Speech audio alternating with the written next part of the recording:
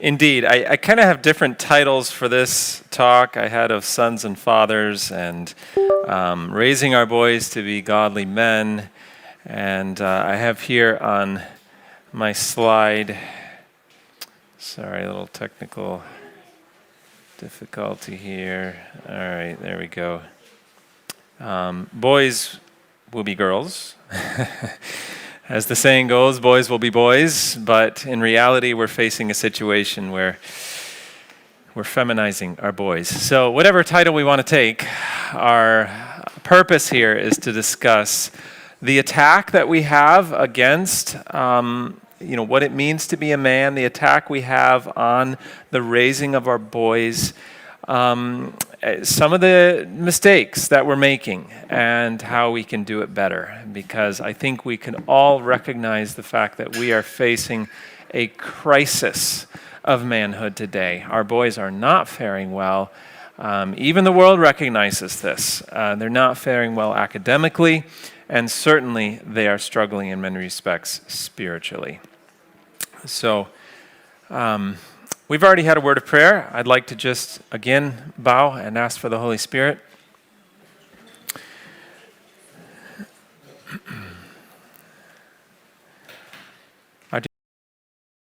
Thank you again for the blessings you've been giving us this week, for the many things we've been learning and being challenged with. And I pray this afternoon as we consider this topic on our boys, how we can raise them to be godly men, I pray that you will speak to our hearts, that you'll give us understanding and a grasp of these topics, and that you'll speak through me. I pray in Jesus' name. Amen.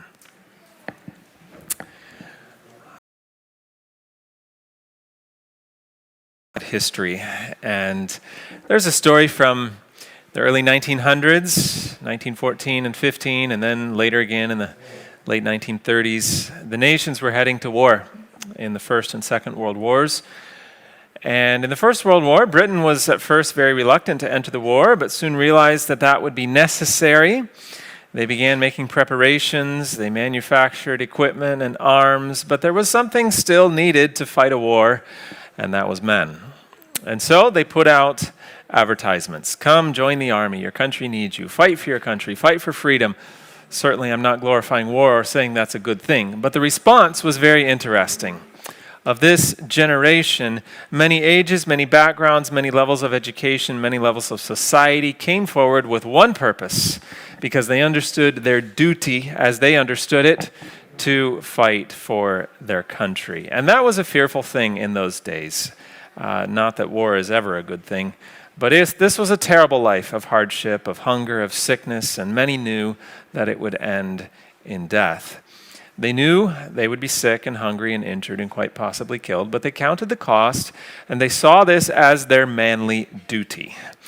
And they would even, the minimum age to join the army was 18, but this did not stop those who were younger. They would come forward, and either they or the enlisting officer would just record the name a little, or the age a little differently than it actually was. And that was their eagerness to join the effort. And the families knew the cost. They said farewell many times for the last time. But in those couple of years, nearly 2 million men came forward because they wanted to help their country. They understood what it was. And again, I'm not glorifying war, but I find it interesting to make a contrast here. I use this story as a way of introduction to a statement I read a little while ago that said, in 1943, men lied about their age so they could fight in World War II. In 2023, men lie about their gender so they can win in sports. What has changed in our understanding of manhood? I mean, it's really awful when you think we chuckle about it, but it's so sad at the same time. What has come of manhood? 50 years ago, if you told a boy, a young man, a boy, and you said, be a man, he knew what that meant, right? It meant stop acting foolish, straighten up, be responsible, act like a man. But it seems today there are so few real men. But I would submit to us today, as we're going to study this out, the problem is not necessarily with the boy or with the adult men. It is culture, education, and what I believe is a failure to raise our boys correctly and an intentional attack by Satan against our boys, because Satan understands God's purpose for men, and he does not want this. Now, I want to ask us, so that I want to make sure we're all on the same page. What is God's purpose for our men?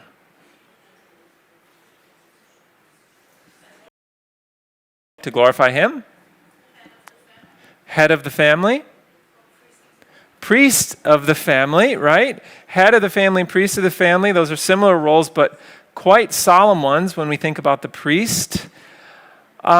We can summarize this as leadership, right? Leadership, spiritual, godly leadership of the home. This is God's purpose for our men. It's not necessarily the focus of my presentation, but let's look at a couple statements of what God has said that our men need to be doing. The Lord has constituted the husband, the head of the wife, to be her protector. He is the house band of the family. Now, that's an English play on the word husband. Doesn't probably work in German or whatever languages we're having here. But house band, it means the band, the unifying link, linked with that word husband, of the family. He is to bind the members together, even as Christ is the head of the church and the Savior of the mystical body. Let every husband who claims to love God carefully study the requirements of God in his position. So what elements do we find here? Protector. First of all, they're head of the wife, head of the family, protector. The unifying link that brings the family together. And it says that the husband needs to seek the Lord to understand the responsibilities of his position. Continuing, every member of the house of the family centers in the father. His name, house band, there it is, that same word, is the true definition of husband. He is the lawmaker.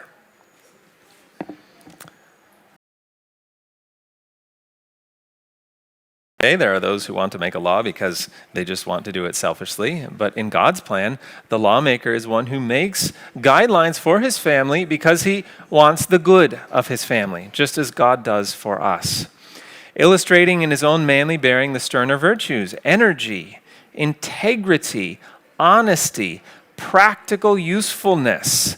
The father is in one sense the priest of the household, laying upon the altar of God the morning and evening sacrifice, while the wife and children unite in prayer and praise.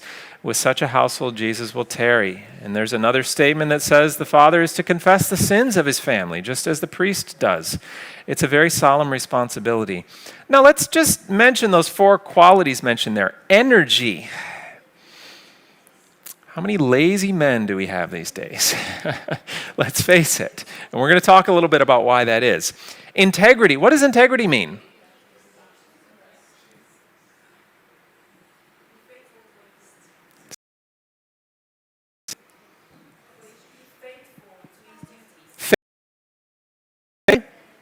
Yes? Anyone else want to give a definition of integrity?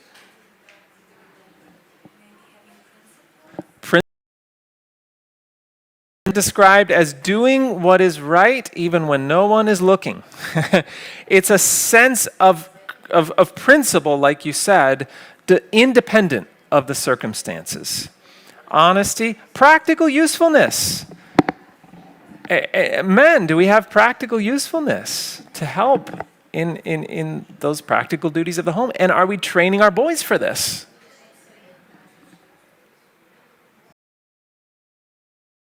To the young men, it says, will young men now humble their hearts before God and give themselves to his service? Will they not accept the holy trust, become light bearers to a world ready to be consumed by the wrath of an offended God? So what is here? Some action, right? Getting into the service of the Lord. Will they lift their voices in the cause of temperance and show its bearing upon Christianity? Will they engage in holy war against appetite and lust? Our artificial civilization encourages evils which are destroying sound principles. The Lord is at the door. Where are the men who will go forth to the work, fully trusting in God, ready to do and dare? God calls, son, go work today in my vineyard. God will make the young men of today heaven's chosen repositories to present before the people truth in contrast with error and superstition. if they will give themselves to him. May God roll the burden on strong young men who have his word abiding in them and who will give the truth to others. What are some characteristics we're finding here? I see energy. I see action. I see taking responsibility, not sitting in the background necessarily. It says men of stamina are wanted. It says the ministry, the pulpit, and the press demand men like Caleb who will do and dare. Men whose eyes are single to detect truth from error, whose ears are consecrated to catch the words from the faithful watcher. And I just want to encourage all the men here, it's not the point of the presentation this afternoon, but study out the statements that describe the purpose for our men. I'm focused this afternoon on how we can help our boys achieve that purpose. And of course, one of the most famous statements, I think maybe some of us have it by memory, the greatest want of the world is the want of men. And I've seen and heard many who want to change this and say, well, it's not really talking about men. Okay, I agree, it's all human beings, but I believe this is speaking of men. We need men. Our world needs men who will not be bought or sold, who are true and honest, who call sin by its right name, who are true to duty, and who will stand for the right, though the heavens fall. This is the want of the world. And so, in reaching this high standard, we need to consider how we must treat and how we must raise our boys. But, just a word to the ladies here, in case you want to know what will help make your husband or your boys happy. Would you like to know? All men have needs. I will explain it very simply here, and actually this comes from the spirit of prophecy. Ready? Hardy men must have plenty of vegetables, fruits, and grains. Amen, says the brother. We're pretty simple, ladies. Okay. So, how are our men faring these days? Let's look at some statistics. 12% more women than men attend church and believe in God. That should not be that way, right? This is a reverse of the way it should be. A full third more women than men pray daily. 30% of men say they almost never experience peace, spiritual peace and well-being. Only 28% of men feel that religion is a source of guidance for right and wrong.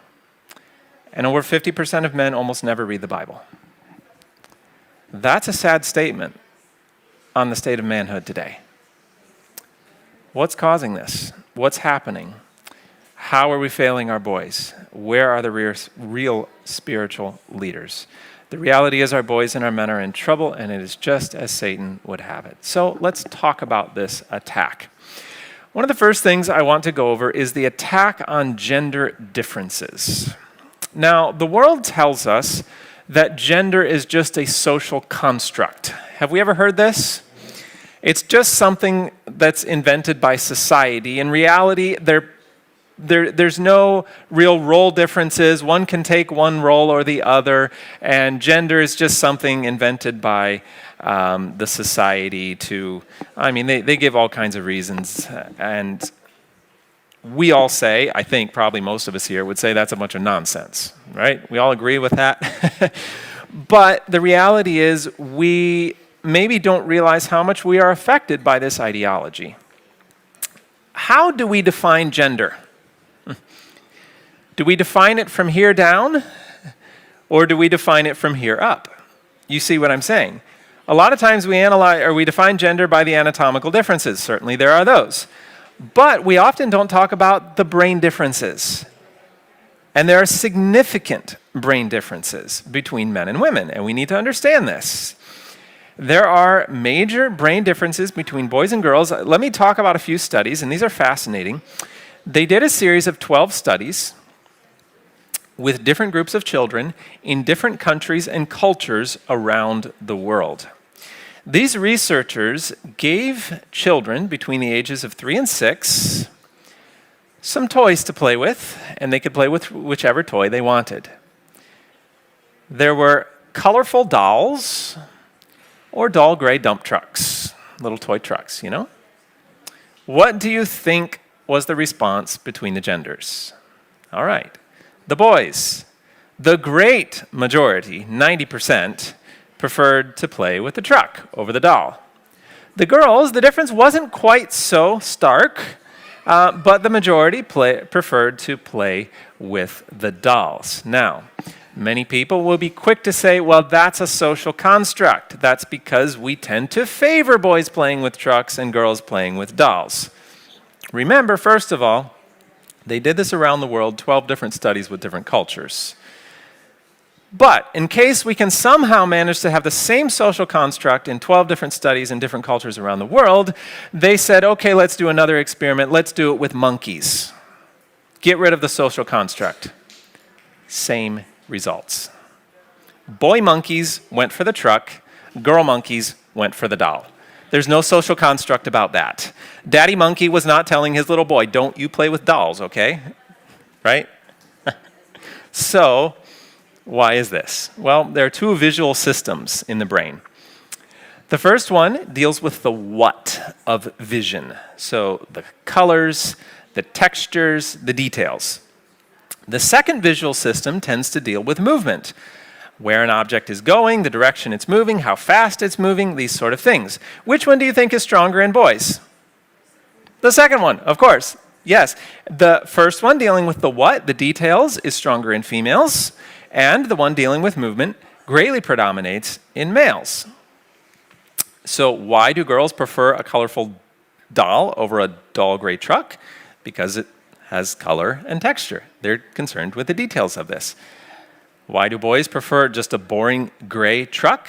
Because it has wheels, and it can move, and it can crash with another one. Isn't that exciting, right? This is how the boys' visual system relates to it. Here's another study. Whoops. All right. Give children a blank piece of paper. Again, you can do this anywhere in the world, any culture. Give them a blank piece of paper, some crayons or something to color with, and tell them to draw whatever they want. What are the results? The vast majority of girls draw people, pets, flowers, or trees, typically in 2, 3, or 4 arranged on a horizontal plane, and the people will have eyes, mouth, hair, and clothes. If available, girls will use 10 or more colors, predominating in red, orange, yellow, green, beige, and brown. Boys, on the other hand,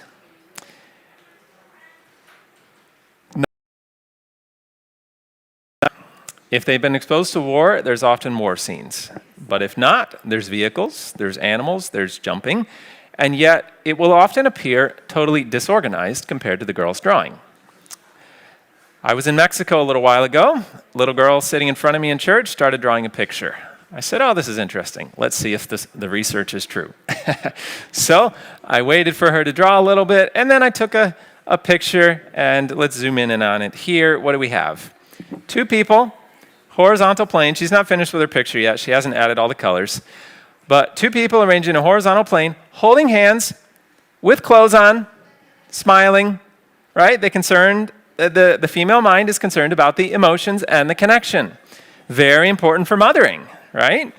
Then, a little bit later, a friend of mine sent me a picture. His 2 children were drawing.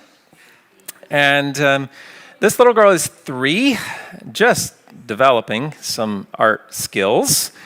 And let's see what she's up to. I think maybe it's a flower. What do you think? Yeah, something like that. Whatever it is, it's definitely organized with plenty of color. Okay, let's see what her older brother is doing.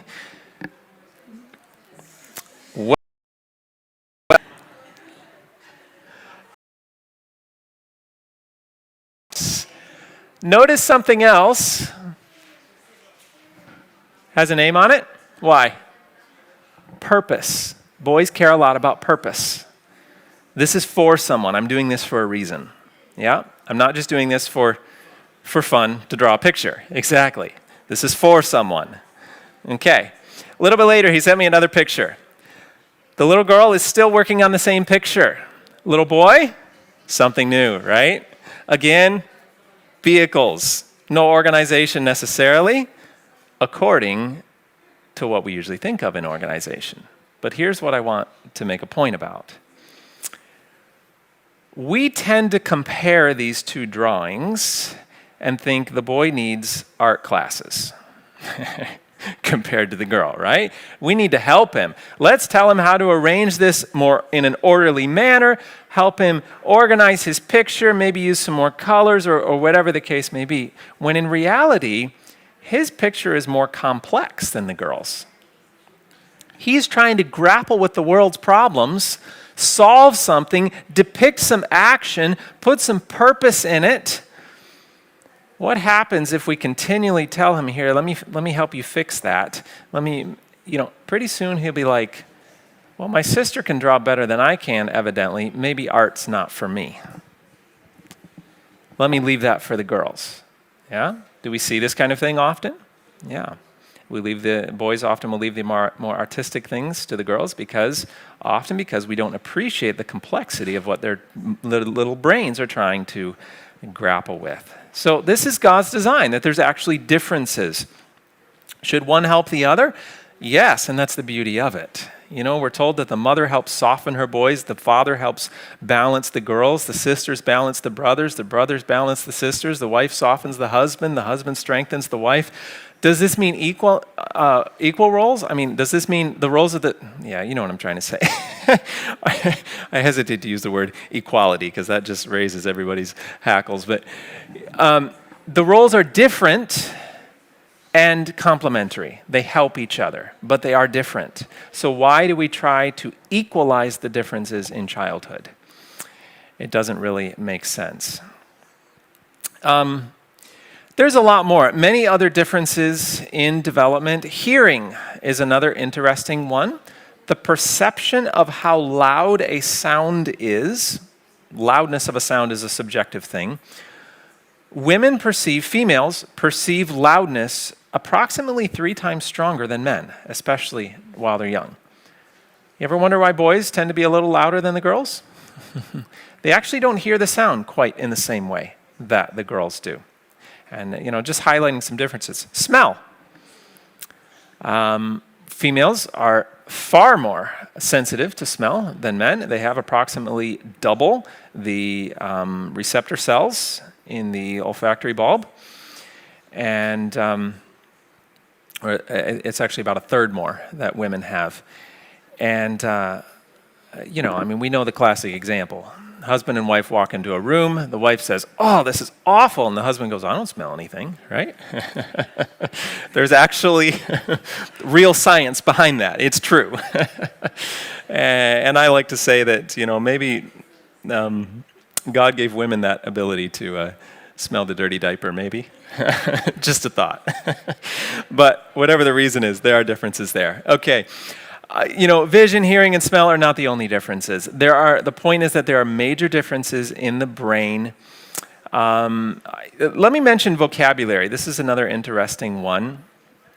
An 18-month-old boy has a vocabulary about half that of an 18-month-old girl.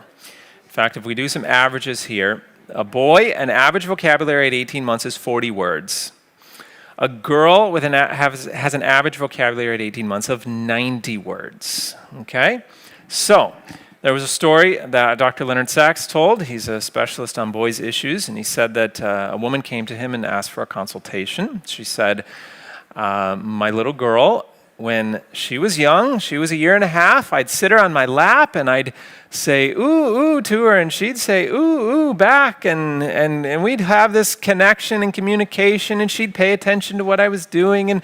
And she said, now my little boy is the same age. I sit him on my lap, and I say, "Ooh, ooh," and he doesn't do anything. And a bicycle goes by, and he watches the bicycle, and I can't get his attention. And then he jumps off my lap and wants to play with the ball, and he's really distractible. Maybe he's got ADHD or something.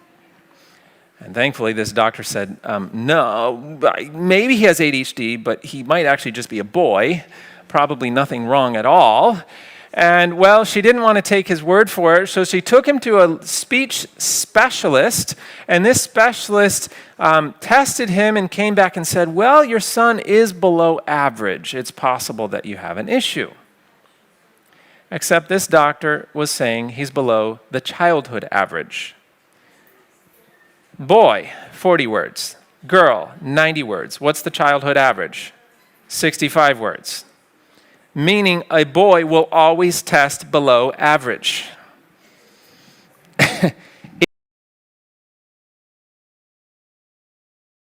Boys and you have girls. You cannot have a childhood average of vocabulary at this age. You see what I'm saying? In our attempts to diagnose and compare one or the other, we don't appreciate the differences. There's nothing wrong with it. He just has different development. And we could look at other things in which the boy is actually stronger than the girl. But we tend to appreciate these vocabulary, the academic learning, and all those sort of things. And so it's really not fair. So let's talk a little bit about school. I talked yesterday about the differences, or I should say the need to wait, and I mentioned until 8 or 10. That 8 or 10 is really a gender difference. It's about 8 for girls and about 10 for boys. The reality is school has become quite unfriendly to our boys. School is much better suited to girls, especially today. And it's interesting because historically, boys and men did quite well academically, but now it is more common that the girls excel and the boys are playing video games. Females, women are actually earning more college degrees, more university degrees. They're doing better than the boys in higher education and middle education. But what's interesting is these statistics are not because the girls are doing better. It's because the boys are doing worse. So what are the results? What are we seeing right now? Well, boys receive 70% of the lowest grades given all students. Boys cause 90% of classroom discipline problems. Most teachers smile and say, yep. 3 out of 4 students labeled learning disabled are boys. Boys are 3 times more likely to be diagnosed with ADHD than girls. Boys are 9 times more likely to have hyperactivity and stress in the classroom. Boys account for 70% of school suspensions and 80% of high school dropouts. Millions of boys are on Ritalin and other mind-bending control drugs. So, did God just create boys to be a problem? Level of problems. It should make us stop and think, is it the boy that has a problem, or is it the system that has a problem? In other words, did God create boys to have this many troubles, or is it possible that we're doing something wrong in their upbringing that are creating these problems? So what's going on? Well, let's back up a little bit and think of child here. So the halfway point in brain development is at about 11 years in girls, but about 15 in boys. Full maturity from a brain development standpoint is in females, it is 22 years old, so approximately 22 for full brain maturity in women. In men, what age? Usually I get the answer of never. I was waiting for that, but in men it's about 30. So girls that are about 22 and men are about 30 in terms of looking at the point of full maturity. So we can see big differences. You know, if halfway point 11 in girls but 15 in boys, full maturity 22 in women, men at age 30. So what about if we're talking about a 6-year-old? What if we're talking about an 8-year-old? We've got major differences in brain maturity there. How long can a 6-year-old girl sit still and pay attention? Well, maybe not for a long time, but compare that to a boy. How long can a 6-year-old boy sit and pay attention? Far less. And it's not fair to take both of them, put them both in the classroom, and compare them. So that's what happens, though. We take these little girls, we take these little boys, we put them in the classroom, we tell them, sit still, be quiet. Who's going to have greater problems? The boys. It's only common sense. And we talked about some of this yesterday. I just want to again mention these differences in the schedule of brain development. And we know that boys take longer in the development of the right and logic developing or logic processing areas of the brain. So when we say that the areas of the brain responsible for the academic learning are not developed until around 8 years of age, it's more like 10 in boys. And because of that difference, all the negative effects of early schooling begin to be intensified in the boys. This is why we see the problems that we're seeing. Now, I just want to clarify, can boys do well academically? Absolutely. If we give them some more time. And we start later, and we allow that maturity. And we also need to be teaching in a more hands-on way. Boys need more active learning environment. So what's happening here? Actually, before I get to that, let me read a little bit of studies of research here. This is, again, Dr. Leonard Sachs, who is widely known for his research on boys. The early curriculum is more accelerated than ever before. Boys are expected to do too much too soon. Their brains aren't ready for it. They begin their school careers in the dumb group. They're frustrated with their lack of ability. They start disliking school and they begin to avoid it. We're seeing that more than ever now. That's the situation we're facing. And so they say, well, okay, instead of the sit and get approach, sit and receive, research suggests that boys tend to benefit from hands-on interactive activities. That could mean sorting and counting objects in a math class, for example, rather than learning with pencil and paper. And I read that and I just think, really? Did we have to have a scientific article to tell us that? I mean, this is just common sense. And we could even go beyond math class and just get outside, right? Okay, so let me kind of summarize this point here and really make it relatable and applicable. So boys were designed to move. They need activity. They need lots of physical activity. A little girl needs time outside also in the physical activity, but she can tolerate the school setting better than the boy. Take a little boy, take a little girl of the same age, put them in the classroom, sit them side by side. Tell that 6-year-old girl to sit still and focus. She can cope. Tell the little boy to sit still and focus. He's going to struggle way more. And what are we going to have? Well, the boy is going to start developing problems. And the problem is we compare this to the girls. And we conclude that the boy must have a problem because the girl doesn't. Does the boy have a problem? No, actually, he's just needing to learn differently. Our problem is that we're comparing the boy to the girl. That's not fair. What we need to understand is the differences in learning. It's been said that we're treating boys like defective girls. I need to say that again. We're treating boys like defective girls. We put them both in the classroom. The boy's having problems, the girl's not. Must be something wrong with the boy. Nothing's wrong with the boy, though. He's just different. Okay, so what happens? Time goes on. He starts to develop issues in school, behavioral issues. Maybe it turns into ADHD. Whatever it is, we're trying to put him into this classroom, and pretty soon, that's going to explode. And we say, oh, this boy has a behavioral problem. Let's give them some medication. Did he have a behavioral problem? Or is it a system that's making him do something he is not developmentally able to do? Okay, but let's imagine we go ahead and we give them the medication, say his ADHD or whatever issue we want to diagnose him with. What do you have then? Well, you're sedating the boy, feminizing him, and you end up like this. Boys who don't care. We try, honestly, if I can just say it very bluntly, we are trying to get our boys to behave like little girls. Because that's what we appreciate. They sit still, they look so pretty, they color nicely, they follow directions, they line up well, they're quiet when we tell them to. The boys struggle with that. We like the girl behavior better, and so we try to make the boy act like the little girl. And it's not fair.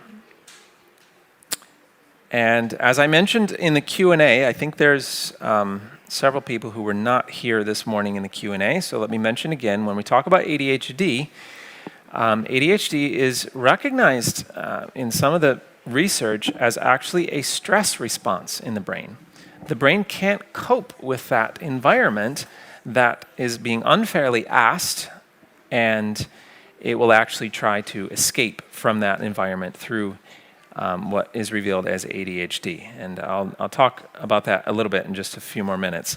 So that God-given energy, that drive that God put in those little boys, let's recognize that energy was designed by God to grow and take the energy and leadership in manhood. But we don't appreciate it in the school setting. And so what do? We squash it. And then we wonder why our young men don't care, why they don't have energy, why they just want to sit around playing video games, why they don't want to work. Is it possible that the God-given energy put into the little boy that we should actually be culturing, developing, building, appreciating, strengthening for manhood, we're actually trying to suppress that? And we're creating many of the problems that we have today. But here's the beauty of it. If we allow and encourage physical activity when they're young, we're actually laying the foundation for better learning. Later, the boys will be able to sit still and be quiet better if we allow the plenty of physical activity while they're young. But if we try to force them too much into sitting still, we're going to have a lifetime problem. Mothers, I know it is exhausting. You think to yourself, when will this thing ever slow down?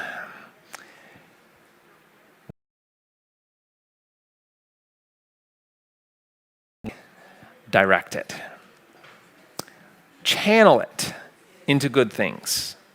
Channel it into the work. Channel it into outdoor activities. And I want to touch on this work for a moment. By the way, for those who have the control of these ACs, it is getting warm in here.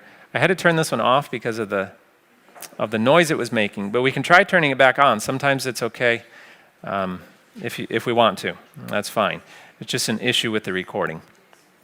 Okay, so we're talking about giving our boys work, and I want to read this here. It says, there is nothing so good to keep boys from being ruined by the temptations and allurements of evil as, what does it say? Plenty of work. Boys need work, and I want to emphasize this point. I mean, both genders need it, but boys especially need that physical activity that they find in work. A study found, well, I'm curious, I'll ask you to guess. What % of parents do you think give their children chores? What % do you think of all parents give their children chores? What was that? 50, you think? All right. 20, I heard 30, okay. 15, okay, we have a wide range here. 28% is what they found actually give their children chores. Now, that's just the ones who give them some chores. What % do you think actually make their family, or make, let's say, share the upkeep of the home in a meaningful way with their children? I don't have a statistic for it, but it's going to be far lower than that 28% who just give their children some chores. You know, it's like this. I read, and I just like the way it was worded. Your son is not going to wake up on his 12th birthday and decide he wants to scrub the toilet. You need to train him, okay, from an early age to enjoy work. There's a statement in the Spirit of Prophecy, I don't have it here, but it says that the habit of useful work, once formed, will never be lost, it says, whoever said that, yes. But it actually says the habit of enjoying useful work, once formed, will never be lost. So we can actually instill the enjoyment of useful work in our boys, and they will not lose it. It must be trained, though, and you need to do it with them. This is a beautiful statement from just a doctor writing about the benefits of useful work. She says, it's tempting as our kids grow into the teen years with schedules filled with extracurriculars and sports for parents to handle the home chores on their kids' behalf to lighten their load. I see this a lot, even in homeschooling families. Kids, especially our sons, need to understand that the unpaid labor, unpaid parents, no need for allowances, This is unpaid. This is preparation for real life. The unpaid labor of home chores is a regular part of life, not an occasional exception, and that chores are not beneath them. A son who contributes to home chores will become a man who contributes equally to the household. This must be trained. And there, as we read, there is nothing, let's go back to that, nothing so good to keep boys from being ruined by the temptations and allurements of evil as plenty of work. Now, I want to stress something, though. This needs to be real work, not invented work. And I also want to say, for boys especially,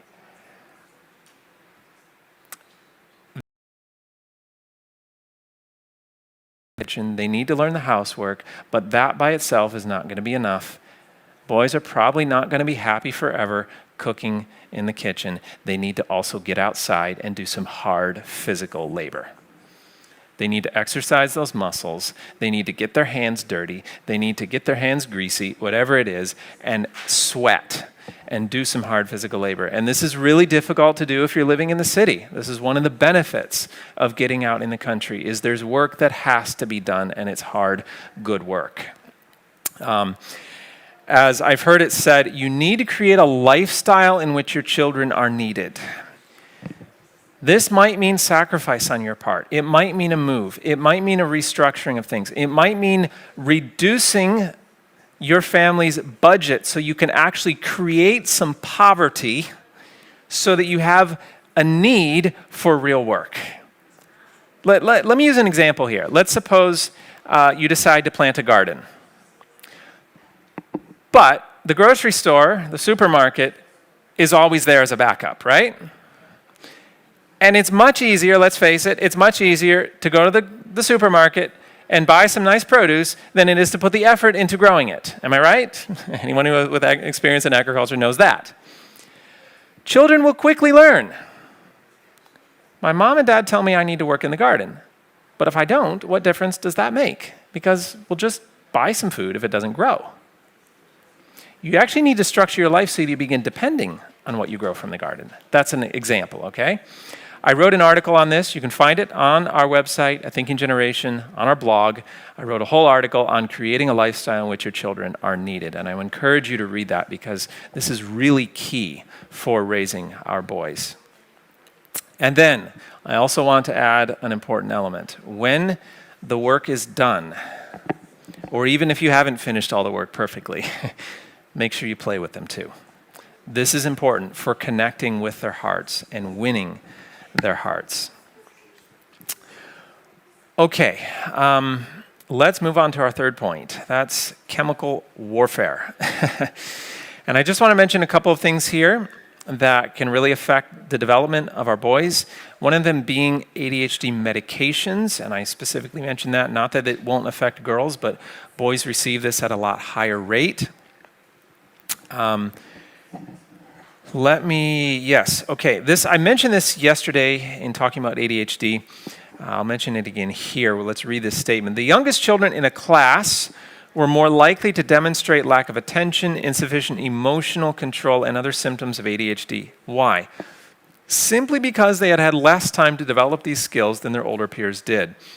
What may appear to be abnormal behavior might simply be the behavior of a younger child who has not yet developed the self-regulation necessary to sit still in the classroom.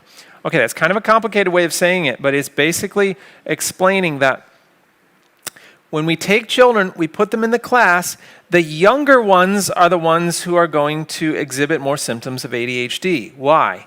Is it because they have ADHD? Or is it simply because we're comparing them to the older ones who are more developmentally able to sit still? And again, that's not a fair diagnosis. ADHD medications raise dopamine levels artificially. This creates a dependency upon those medications. They are not fixing the problem. They are actually creating an addiction to the medications. They are not a cure. They only suppress the symptoms. They are connected with many blood pressure and heart problems, growth suppression, sleep problems, mood swings, irritability and aggression, and many other negative factors. But the most significant about ADHD medications as it relates to boys is the effect on the nucleus accumbens. The nucleus accumbens is a part of the brain, important for many things, but the most significant is that it is the motivational center of the brain. Motivational center. So, think with me here. We have a boy with ADHD, meaning he's lacking motivation, and we give him a medication which damages the motivational center of the brain. Quite makes sense, does it? And that's just one of the issues that we find with the ADHD medications. There are many others. I also mentioned earlier sleep deprivation. You know, boys who are up playing video games, on the screen late at night, not getting enough sleep. These can perfectly mimic the symptoms of ADHD. And many of the ADHD medications like Adderall are actually amphetamines that are way stronger than caffeine. So I think we have enough reason why those are not so helpful. Now, what about endocrine disruptors? This is an interesting one. Again, we're just talking about this attack on boys and men from many different angles. Male hormone levels have dropped by 50%. 50% in the last 50 years. And it's interesting because men depend on male hormone levels for motivation and drive to accomplish things. You think Satan might want to lower those hormone levels? Definitely. Women are actually not dependent upon the female hormones for motivation and drive. It's the men who are dependent on male hormones for the motivation and drive to accomplish. And there are many things that can lower hormone levels. Diet can affect it. Physical activity, hard physical activity actually helps increase the hormone levels. So if they're living a sedentary life, sitting behind a desk, studying all the time, you're actually going to see those hormone levels drop. And then there's another thing that initially when I heard about it, I just thought, that's probably insignificant. But I've actually realized from the research it is very significant, and that is plastics. I'm thankful here in Germany and Austria, you don't use as many plastics as other parts of the world. That's great. But it is still a factor. We store our food in plastics often. We buy plastic water bottles. And these contain chemicals, which I'm not going to try to pronounce. They're very difficult, long chemical names. But these chemicals are released into whatever's put in the plastic bottles that act on the body like a female hormone. How do you think that affects the body? It causes earlier puberty in females. What will it do in the male? Cause later maturity and a lowering of the male hormone levels. So just another thing to consider there. All right, media. Clearly, media is a significant problem. We're going to talk more about this later in the week. If we're talking about the role models that our boys are seeing in media, that's a significant factor. There's also that media, because of the release of dopamine into the brain, is replacing the natural reward system that a boy would get from physical activity and accomplishment of doing work. But now you have this competition between the media and real work, physical activity. Which one do you think is more satisfying to the brain from a dopamine release standpoint? Yeah, it's easier to just tap some buttons and get this flood of dopamine in the brain that you'll get from media versus the work that you have to put some effort into to get the dopamine release. And so work now is not so interesting. Point 5, and we're looking at 6 points. So 2 more here. This one is huge, and that is a lack of connection. This is an interesting one because we tend to think that girls need more emotional connection than boys, right? It's natural for us to think that because the girls, they sit there and they want to talk so much and they want to communicate. And, I've heard it said, I remember hearing a mom and she was, her little daughter must have been maybe 8 years old, 6 or 8 or something. Her daughter was over there just carrying on this conversation. And this mother mentioned it to another mother, and this other mother said, "Oh, but she's a little girl." We just expect that, right? The boys, we think, oh, boys will be boys. They're fine. Let them run and play. They don't need that emotional connection like a girl is. The reality is the opposite is true. But it takes more effort to connect with the boys because they express it differently. Yeah. Emotional connection. It means, I'm glad you asked. It means a lot of things, but it means verbal connection. It means a sense of emotional security, feeling safe emotionally to share and to converse. It also just can be a sense of the presence of their trusted caregiver. It's called a primary attachment figure, is how it's termed in the research. I'll explain a little bit here as I go along. Boys tend to connect in a different way than we naturally understand. The reality is that boys are actually more emotionally needy than girls, but they express it differently. Let me explain this because this is important that we understand. Girls are more socially responsive from birth, verbally especially. They maintain attention better. Boys are less reactive, but they are slower and less able to recover and regulate their emotions. So there's something in child research called the still face procedure. It's where a parent is interacting with the child, and then in the research, the parent will stop the emotional connection and just put a blank look on their face. From a child's perspective, this is like emotional trauma, like, uh-oh, what's going on, right? And so they do these tests to kind of analyze how a baby will respond to it. And it's fascinating to look at the girl's response versus the boy's response to an emotional disconnect. The girls will turn their attention to the environment if they're not getting the attention from their primary attachment figure. They turn their attention to the environment, they engage with things around them, and they self-regulate their emotions. The boys, on the other, they will express more frustration when they're not getting the connection from their caregiver. They will often be angry. They'll protest about it more. They will seek contact and reconnection more actively. They will look at the mother more than the girl will. They will smile more often because they're trying to get that attention again, that connection again.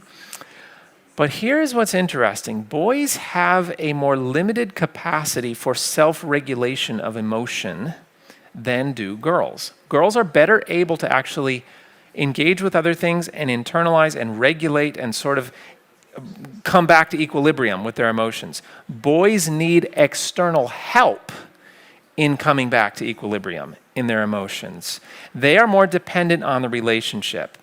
That's part of the reason for this is that the stress-regulating brain circuitries mature more slowly in boys, both prenatally, perinatally, and postnatally. Boys are affected more negatively by early environmental stress. They're more vulnerable to environmental disorders. Exposing newborn males to separation stress causes an acute, strong response of cortisol. It can therefore be regarded as a severe stressor. So what's happening here? Separation stress, separating mother and child. Repeated separation results in hyperactive behavior. Now that's interesting. Which gender tends to have more hyperactivity? Yeah, the boys, exactly. Is it possible some of this may be linked to a lack of understanding of how to connect with them when they're little, and can result in dysfunctional aspects in various brain regions? Boys are more vulnerable to maternal stress and depression in the womb. Birth trauma, like separation from the mother, very common, unfortunately, still today, and unresponsive caregiving. Now, here's an interesting point. These compromise attachment significantly impact right brain hemisphere development, which develops more rapidly in early life than the left brain hemisphere. The right hemisphere normally establishes self-regulatory brain circuitry related to self-control and sociality. Which issues do boys often struggle with? Self-control, sociality, right? They take longer to develop that, but we're not giving them what they need to help them develop it.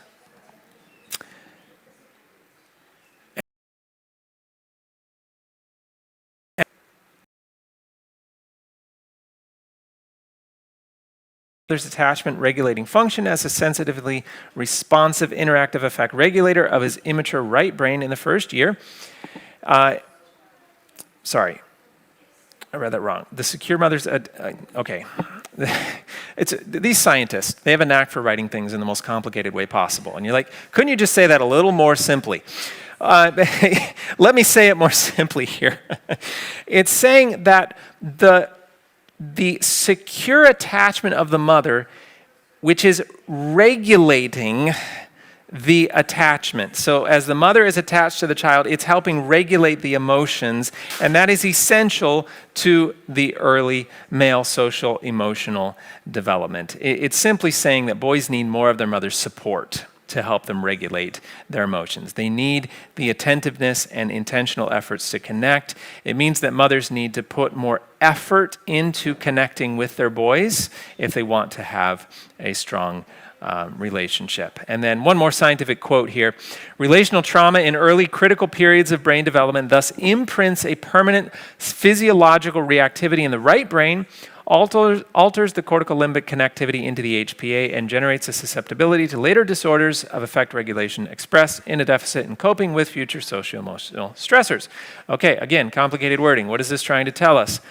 That relational trauma, relational disconnect, is affecting the connectivity into the HPA. Remember the HPA I talked about in our Q&A this morning, the hypothalamic pituitary adrenal axis, which is the body's or the brain's stress regulating mechanism. So as we have poor emotional connection, boys are more sensitive to this, and they will have problems dealing with stress for the rest of their life, or will struggle more in dealing with stress. Male infants have greater difficulty with self-regulation, and they depend more on external emotional support. Let me share one other study that's fascinating. They did some research on 4 to 6-year-olds, and they would have the whole family, and they would have them do activities that would evoke certain emotions, like joy, frustration, and disappointment. So they would do these activities, and it would cause the children to have joy, frustration, or disappointment. And they would look at the responses of the parents to the emotions of the children.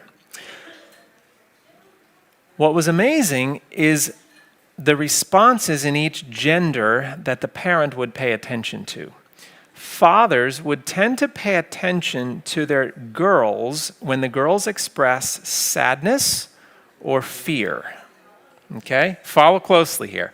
The fathers would pay attention to the girls more if the girls were expressing sadness or fear in the activity.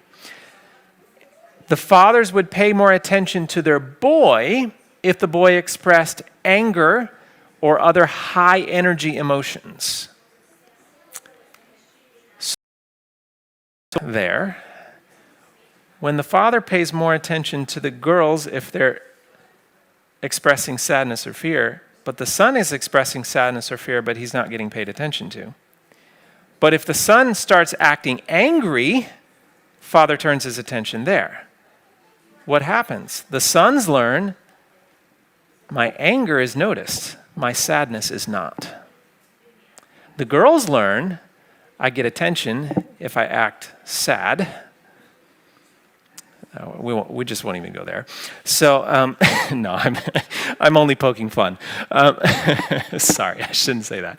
But you understand the issue here. We're training our sons to express these negative emotions and hyperactive and anger and high energy because they learn that's how they get noticed. A boy who actually needs more external emotional regulation, more contact, more responsiveness, learns that those needs are actually inappropriate. Expressing sadness won't get me attention. I would do better if I would express anger.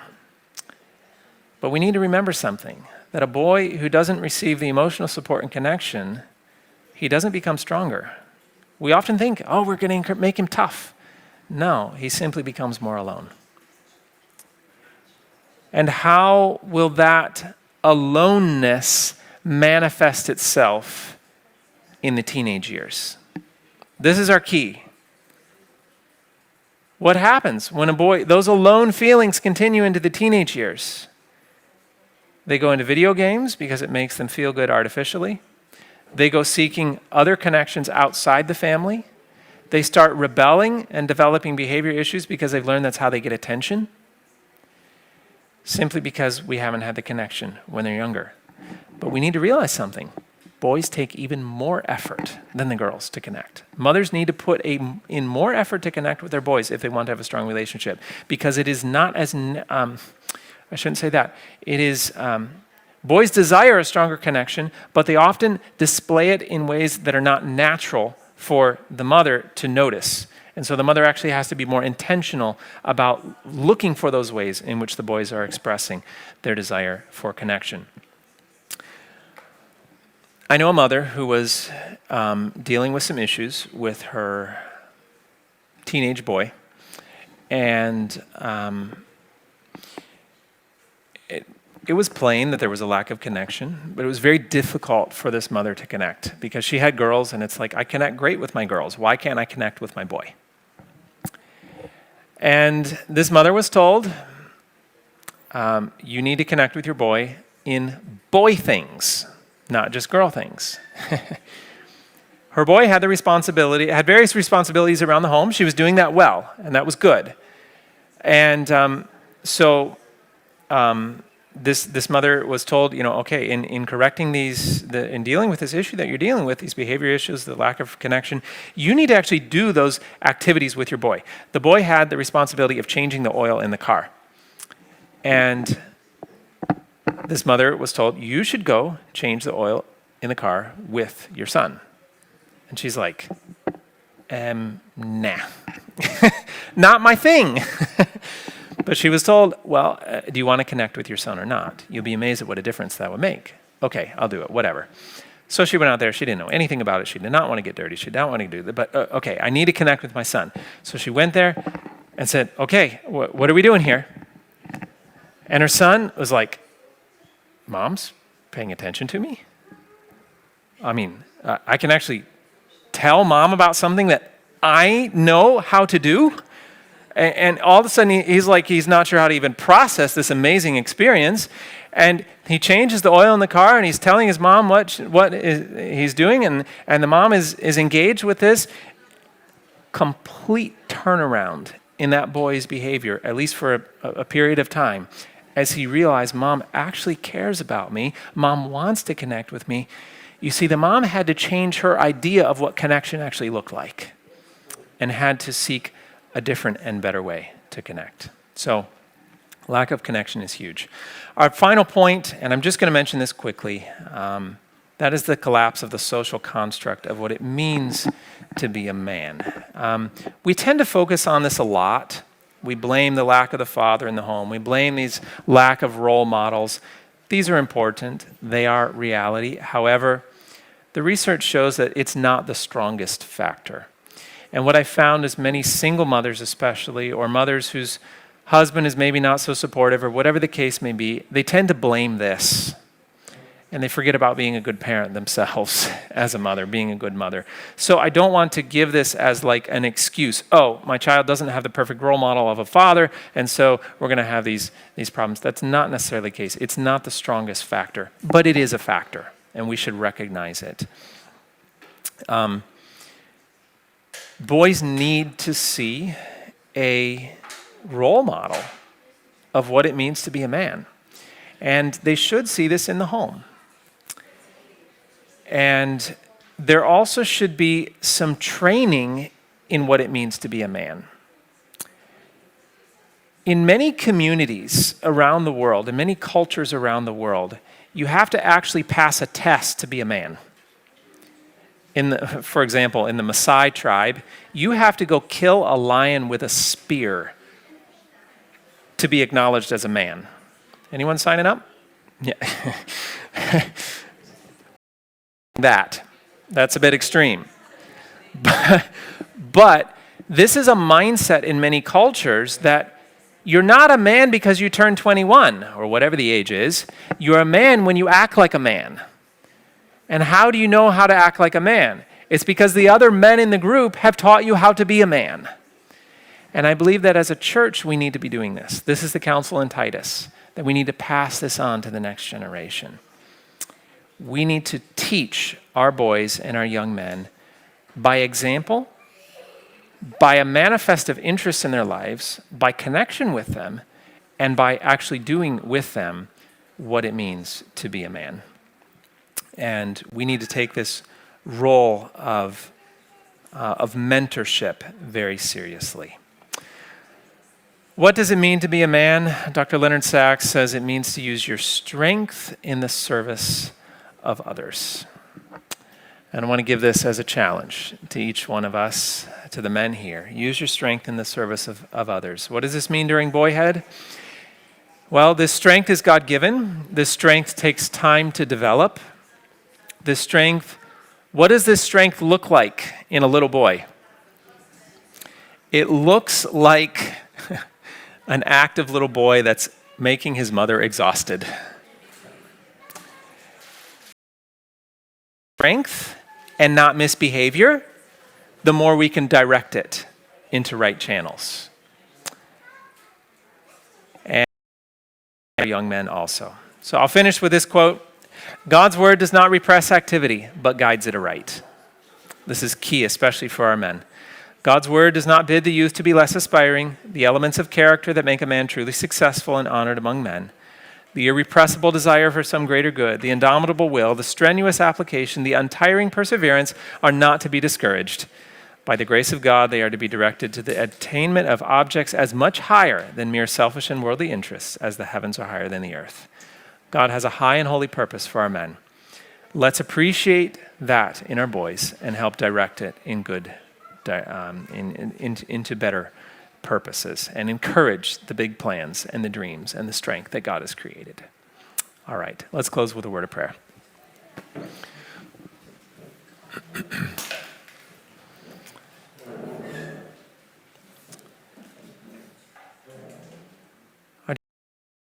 Lord, for this instruction that you've given us, for what we've learned.